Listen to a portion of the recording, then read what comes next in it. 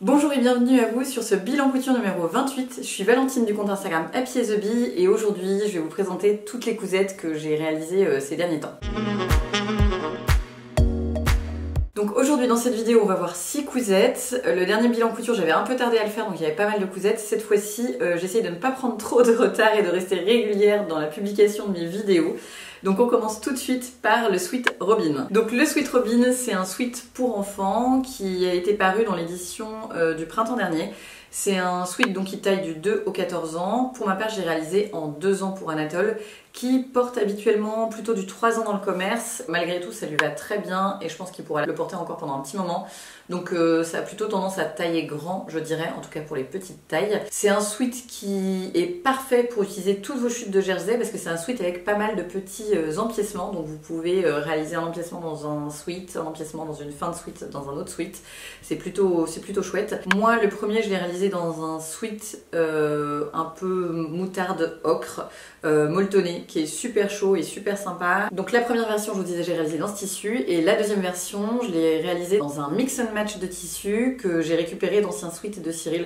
En fait on a un carton de vêtements qu'il faut que je prenne le temps d'aller déposer à Emmaüs qui traîne depuis je pense au moins 6 mois dans la buanderie et il y avait comme des sweats qui étaient un petit peu abîmés, tirés surtout au col, qui faisaient un peu élimés, qui étaient vraiment voilà, qui aurait pu dépanner quelqu'un mais qui étaient moins jolis donc il n'avait pas envie de continuer à les porter. Et il y avait des très jolies couleurs et en fait quand j'étais en train de réaliser le Sweet Robin je suis tombée, c'était devant mes yeux et je me suis dit ah mais ça serait super sympa de faire un Sweet Robin dans cet ensemble de sweats là. Donc j'ai récupéré du bleu marine, du vert et du blanc et donc j'ai réalisé un sweat comme ça pour Anatole en color block avec différentes couleurs sur les différents empiècements. C'est d'ailleurs ma version préférée parce que je la trouve un peu plus fun que l'autre mais elle est beaucoup moins chaude et le sweat est quand même déjà un petit peu abîmé, le tissu il bouloche par endroits donc je sais que j'aurais plus tendance à lui faire porter l'autre couleur ocre unie même si je préfère largement la version 3 couleurs. Pour ce Sweet Robin j'ai réalisé aucune modification, j'ai suivi à la lettre et c'est rare les recommandations de Fibre Mood.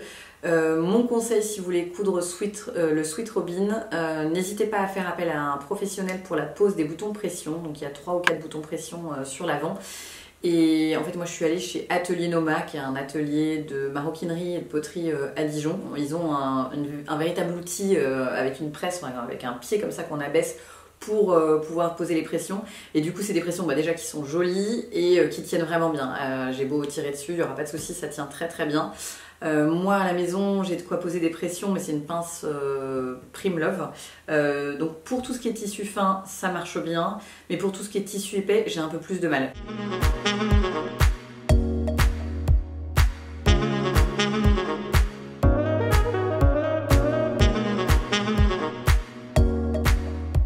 Cousette numéro 2 dont je voulais vous parler dans cette vidéo, il s'agit de la veste Gisèle que vous pouvez voir juste derrière.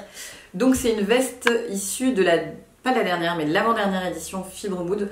Moi honnêtement ce qui m'a donné envie de faire cette veste c'était pas l'excitation du côté technique parce que moi quand c'est des pièces trop techniques parfois ça me fait plus peur qu'autre chose mais c'était plutôt que j'étais totalement red dingue de ce tissu que vous pouvez voir derrière. Moi j'adore les matelassages verticaux, je sais qu'on a beaucoup vu de matelassages horizontaux, on a beaucoup vu de matelassages losanges, mais les matelassages verticaux comme ça je trouve ça super beau en ce moment, enfin moi en tout cas c'est typiquement le genre de matelassage que j'adore. Donc j'en avais déjà réalisé moi-même par exemple pour ma veste Molly ou alors pour des petites pochettes matelassées, mais ça reste quand même plutôt long et laborieux à faire. Et même si j'aime beaucoup, si on peut trouver le tissu tout fait d'avance, c'est quand même pas mal. Donc ce tissu, c'est un tissu qui a été designé par Fibre Mood, qui est vraiment très très joli. Il existe en 3 coloris différents. Il y a donc dans cette couleur-là, qui est la couleur curry, il y a un beige et un kaki. Il est vraiment très beau, mais par contre il est très très relou à coudre, je préfère vous prévenir. En fait, il est quand même bien molletonné, donc il est assez chaud pour l'hiver, mais du coup si on coupe entre 2 coutures de molleton, le molleton est très épais et donc parfois les épaisseurs ont tendance à se décaler quand on le coud.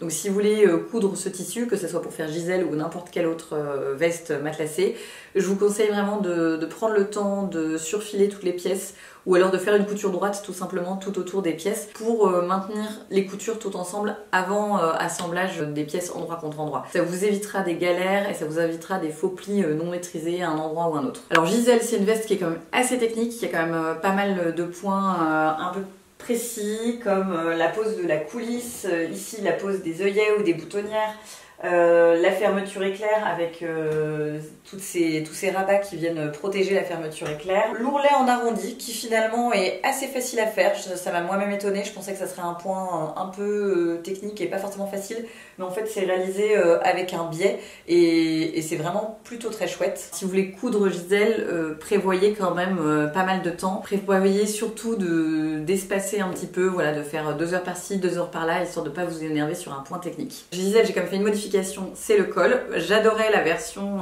col un peu relevé proposé par Fibre Mood de base dans le patron, mais j'avais envie de changer un peu et tester quelque chose d'autre. J'avais envie de rajouter un petit col en fausse fourrure.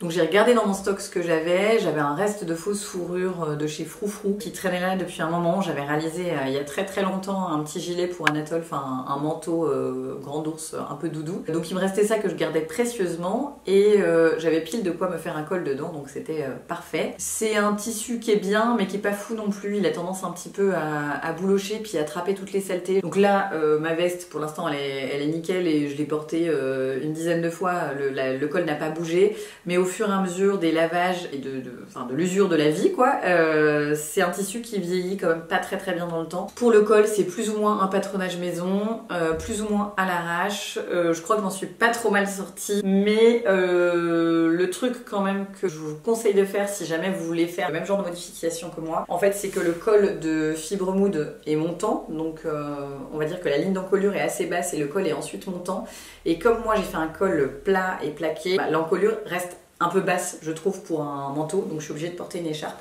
Si vous voulez faire le même genre de col que moi, je vous conseille de remonter la ligne d'encolure d'1 cm de chaque côté et peut-être 2 cm devant avant de patronner votre col à ajouter par-dessus. Ça vous évitera d'avoir le cou trop dégagé en hiver. Donc il me reste encore pas mal de ce tissu que je trouve très joli. Il faudrait que je mesure exactement combien j'en ai parce que là je pense que j'en ai un peu plus d'1 mètre. J'aimerais bien me réaliser une autre veste Molly dedans parce que la Molly Color Block c'est une veste que je porte énormément au printemps et je me dis que dans cette couleur ça pourrait ajouter un petit quelque chose.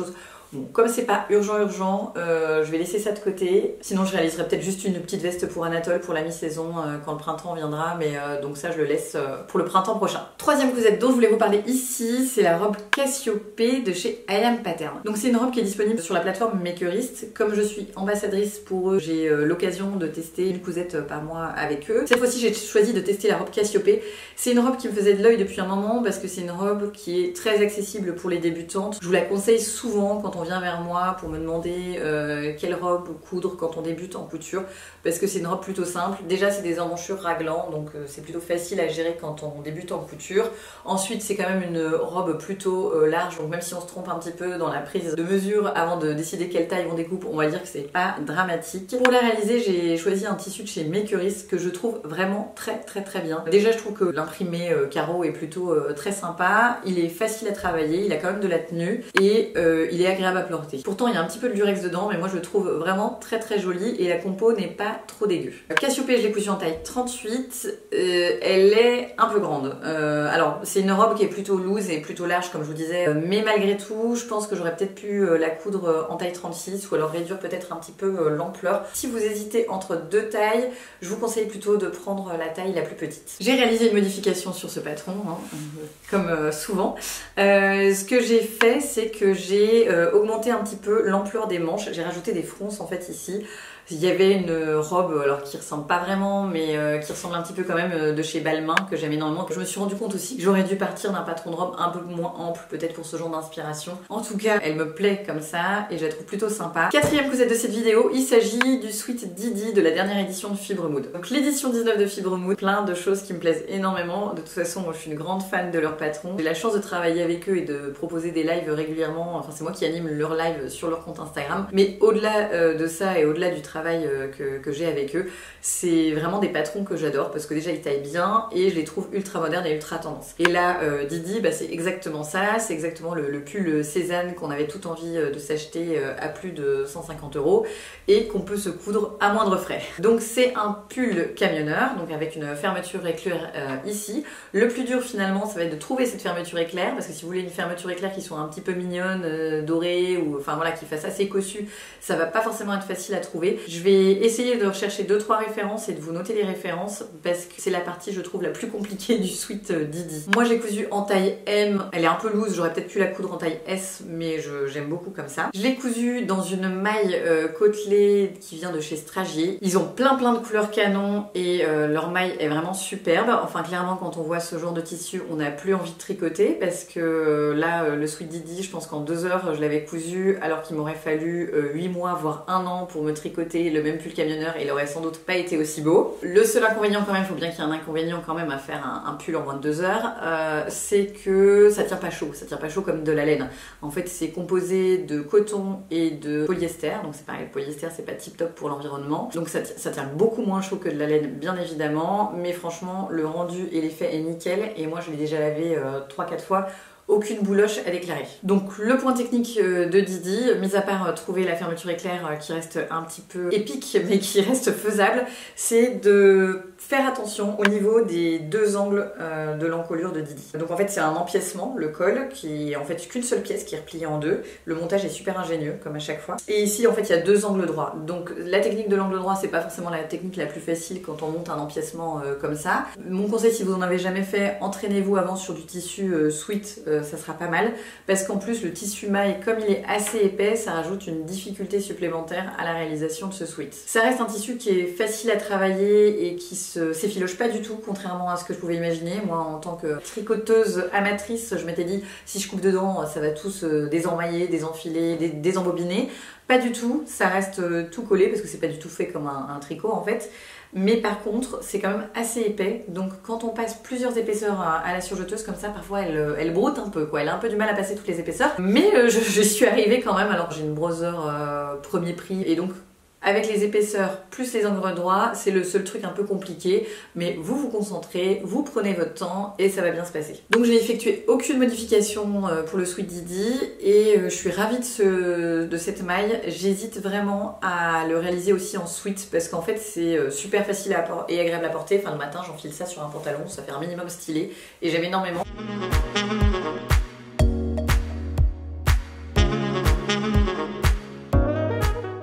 Parler ensuite de la robe Maya que j'ai réalisée selon une inspiration Oscar de la Renta. Donc la robe Maya ça reste ma robe de base préférée pour les robes un petit peu extravagantes parce que je l'avais déjà cousue une fois en organdie violet, donc autant vous dire que je l'avais réalisée celle-ci pour le shooting photo et pour le côté rigolo de coudre de l'organdie violet, mais que ce n'est pas la robe que je porte dans mon quotidien. En tout cas j'ai pris le plaisir à le faire et à la photographier. Là cette fois-ci je suis partie dans un délire un peu plus portable au quotidien mais malgré tout quelque chose de peut-être un peu plus pointu. En fait c'est une inspiration Oscar de la Renta que j'avais épinglée sur mon compte Pinterest depuis très longtemps. Elle me plaisait beaucoup mais je m'étais pas mis en recherche active de tissus et en fait quand je suis allée chez Tissu de Rêve qui est une boutique du Sentier à Paris, je suis tombée sur leur satin de coton que je trouvais vraiment très joli. Il y a des magnifiques imprimés et dont un satin de coton sur fond noir avec des fleurs et des petits oiseaux qui se rapprochait quand même pas mal de la robe Oscar de la Renta.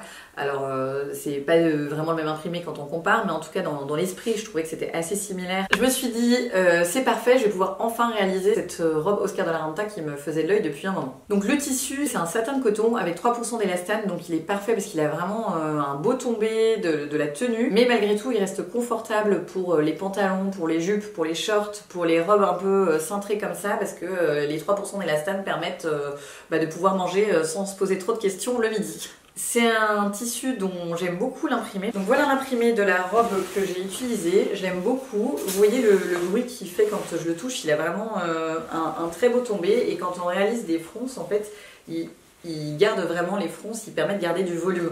Donc si vous avez une robe à faire avec des manches un petit peu extravagantes ou des manches bouffantes, c'est vraiment une matière idéale pour vous. Il existe en plein de couleurs différentes sur le site Tissu de Rêve et il y a plein d'imprimés différentes dans cette même qualité de satin de coton. Donc même si vous n'aimez pas les fleurs, n'hésitez pas à regarder. Pour le coup, le tissu est, je trouve, vraiment sympa à travailler pour tout ce qui est manches bouffantes.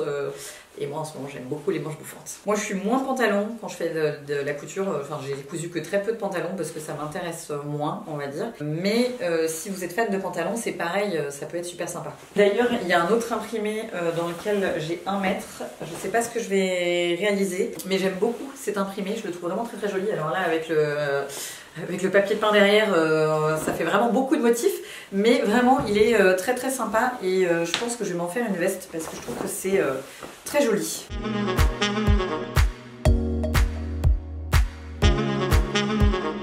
Pour le patron, je suis partie assez évidemment sur Maya puisque la robe Oscar de la Renta avait en fait des pinces exactement comme Maya et un assez joli volume en bas. Alors pour les manches de cette robe, je suis partie d'une base de manches toute simple et ensuite j'ai rajouté un volant ici. Pour le volant, en fait, c'est tout simplement un rectangle de 70 cm de long et 30 cm de haut que j'ai ensuite replié en deux, passé 2 fils de fronce pour froncer et ajouté en bas de la manche. Donc c'est vraiment tout simple et ça fait un effet je trouve assez sympa. Donc pour le coup cette maille là je pense que je la porterai beaucoup plus parce que finalement avec une petite paire de boots et une veste par dessus je trouve qu'elle a un côté malgré tout pour moi qui ose porter des vêtements assez originaux portable au quotidien. Dernière cousette dont je voulais vous parler ici, c'est ma dernière cousette et c'est ma préférée, vraiment elle est magnifique. C'est la première fois que je passe autant de temps pour être honnête avec vous à coudre une robe. C'est la box midi minuit de chez Ma Petite Mercerie. Alors c'est une robe qui présente plein de plis religieuses. Moi les choses un peu techniques comme ça, comme je vous disais, c'est pas forcément ce qui m'attire le plus parce que ce qui m'attire le plus en couture c'est de réaliser quelque chose que je porterai réellement, donc réaliser correctement jusqu'au bout et qui me fait rêver, voilà, pas forcément la pièce technique, je fais pas partie de cette partie-là des couturières, mais il en faut pour tous les goûts. Si ça se trouve vous avez un mode de fonctionnement totalement différent pour choisir une cousette, mais voilà, moi ce qui me plaît c'est plutôt le résultat final, donc s'il y a des points techniques pour y arriver, je vais les faire, mais si je peux m'en passer et qu'il y a un modèle un peu plus simple, pourquoi pas, ça me dérange pas. D'ailleurs, n'hésitez pas à me dire en commentaire quel est votre mode de fonctionnement, vous, si vous êtes plutôt à la recherche du point technique pour vous améliorer ou au contraire que vous préférez les cousettes plus simples, ça m'intéresse de savoir. Donc la box midi minuit, je vous disais, elle a plein de plis. En plus le tissu est assez technique parce que c'est un tissu irisé, donc très fuyant, très souple, très sympa pour les fêtes de fin d'année, mais pas ultra facile à coudre. Donc au début je me suis entraînée, je peux vous montrer les pièces parce que je voulais être prête pour le live et être sûre de vous donner tous mes conseils pour réaliser la même chose puisque je l'ai cousu en live pour Ma Petite Mercerie. Donc j'ai testé plein de choses sympas, plein de manières plus ou moins classiques de faire des plis pour voir de quelle façon j'étais la plus régulière et vous donner mes trucs et astuces. Alors sur le tissu, donc c'est celui-ci, le tissu de la box, qui est un tissu vraiment irisé, qui est très joli, mais c'était pas incroyable de netteté et de régularité. Quand j'utilisais un tissu classique sur lequel je me suis entraînée, ça se passait plutôt bien. Ça c'est un tissu jean que je trouve vraiment très joli. D'ailleurs je pense que je vais faire l'autre côté et je vais me réaliser une veste dans ce tissu, mais je vous en parlerai plus tard. Je m'en sortais déjà un peu mieux sur un tissu classique et traditionnel, mais malgré tout c'était pas non plus ultra régulier. Et en fait je déjeunais avec mon amie Amalia qui est la fondatrice de Marguerite et Georges, qui travaillait dans des maisons de haute couture, chez Céline, chez Sonia Rykiel, et c'est la personne qui m'a aidée, si vous avez regardé mes vidéos, pour le patronage de la robe Chanel. Donc vous pourrez voir cette fille-là dans une de mes vidéos. Cette fois-ci je l'appelle à la rescousse en lui disant bah voilà, franchement j'arrive à me débrouiller, c'est à peu près correct. Elle m'a quand même dit qu'avec une machine familiale, je m'en étais quand même plutôt bien sortie, donc j'étais fière de l'aval de la professionnelle. Mais elle m'a dit oui, c'est pas super régulier, mais de toute façon c'est difficile de faire des plis réguliers avec une machine familiale et sans matériel de professionnel. Et elle m'a dit, quand elle était chez Céline et qu'elle avait à faire des plissés comme ça, en général ils faisaient appel à un prestataire externe qui est l'Oignon, dont je vous parle déjà dans ma vidéo de robe Chanel, auquel j'ai fait appel pour plisser mon tweed. Eux en général ils font appel à un professionnel, mais quand ils étaient un peu à la bourre et qu'ils n'avaient pas le temps de faire appel à ce professionnel, ils les réalisaient eux-mêmes. Et eux, comment ils les réalisaient? Ils les réalisaient en fait avec un papier technique spécial que je n'ai pas trouvé disponible à la vente. Bon, déjà, j'avais pas la référence exacte et surtout, je pense que c'est pas disponible aux particuliers. Donc en fait, c'est un papier thermocollant que l'on vient appliquer sur l'endroit du tissu, là où on va faire les plis. On repasse, le papier vient coller au tissu, on vient marquer les plis au crayon dessus. Une fois que le tissu et le papier sont collés ensemble, c'est très facile de se retrouver, de faire un pli net et précis et puis de venir piquer son pli. Et une fois que le pli est fait, en fait, on vient décoller et arracher le tissu. Donc ça, c'est la manière professionnelle. Moi, comme je vous disais, j'avais pas accès à ce type de feuille-là. Donc j'ai fait un peu une méthode MacGyver des plis. J'ai utilisé du papier de soie, de la colle à patron repositionnable, j'ai sprayé le tout et je suis venue le coller sur ma pièce. L'avantage aussi, c'est que ça vous permettra de découper votre pièce du devant où il y a tous vos plastrons, parce qu'en gros, ce que j'ai fait, c'est que j'ai mis le tissu bien à plat, comme ça, sans trop le tirer, parce que souvent, ce genre de tissu, quand on le découpe, on n'est jamais très régulier parce qu'on tire un peu plus d'un côté, un peu plus de l'autre, donc la pièce elle est un peu décalée, elle n'est pas forcément bien coupée dans le droit fil. Donc là j'ai bien mis mon tissu non découpé dans le droit fil, bien positionné sur ma table, et ensuite j'avais ma pièce de patron dans le papier que j'avais badigeonné de colle, que je suis venue coller et appliquer sur mon tissu. Donc déjà ça m'a permis de découper facilement cette pièce de devant, donc c'était plutôt pratique. Et ensuite moi j'ai reporté au crayon de papier tous mes plis, ensuite que je suis venue comme ça plier et piquer. Parce que c'est des plis religieuses qui sont réalisés à 2,5 mm du bord, donc il faut être quand même assez précis. Et franchement avec cette technique, je pense qu'en une demi-heure, tous mes plis étaient faits, mais sans mentir, même voire un peu moins. Le plus long après, ça a été d'enlever le papier et de le déchirer. Alors, sur ma première réalisation, c'était parfait, j'avais pas mis trop de colle, donc en fait, quand j'ai fait le test, c'était nickel, c'est parti super bien.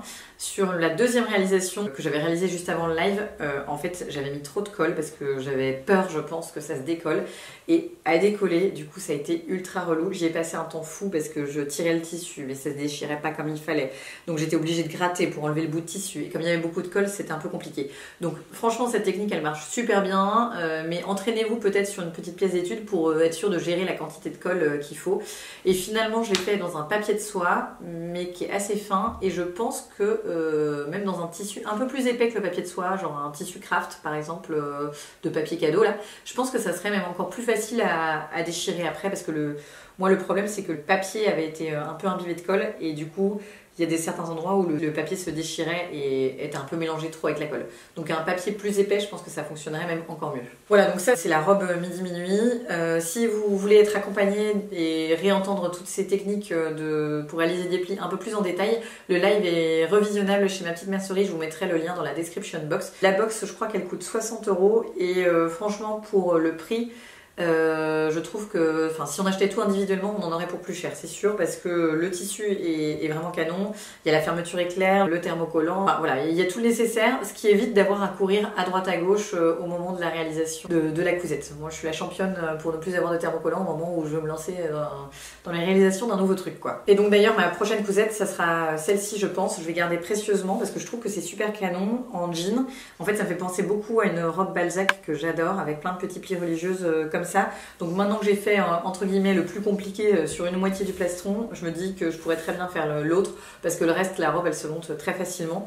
Et je pense que sur cette version, donc c'est aussi des emmanchures raglants, je pense que je rajouterai un petit volant ici au niveau des emmanchures raglants dans les coutures. Je pense que ça peut être super sympa. Bon, ça se rapprochera comme ça encore plus de la robe Balzac que j'aime énormément.